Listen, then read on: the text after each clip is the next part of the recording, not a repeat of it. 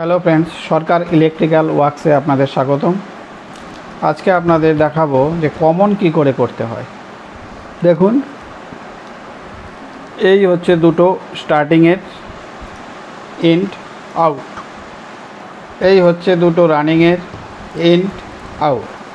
তাহলে আমরা এখান থেকে 3 তার বের করব, একটা কমন বানাবো আর একটা রানিং একটা স্টার্টিং। তাহলে কমন কি করে করব? এই দেখুন ভালো করে, এই যে দুটো,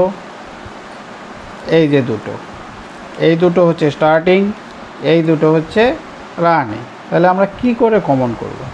দেখুন আমরা কি করব, এই যে দুটো স্টার্টিংয়ের একটা একই সাইডের আর রানিংয়ের একটা, এই দুটোকে নিয়ে সুন্দর করে একসাথে করে দেব।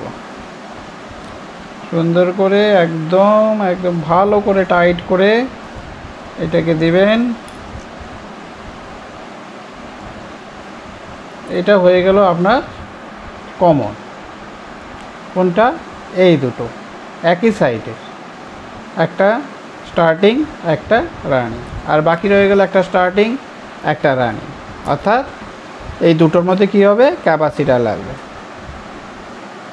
তাহলে আপনারা বুঝতে পেরেছেন যে আমরা কি করে কমন বানাবো।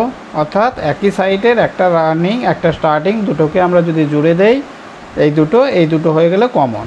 এই কমনে আপনার ডাইরেক্ট লাইন পৌঁছায়, আর এই রানিং স্টার্টিং ক্যাপাসিটার লাগে, এই ক্যাপাসিটারের মাধ্যমে এখানে কানেকশান পৌঁছায়। ওকে ফ্রেন্ডস, আজকের মতো এতটুকুই।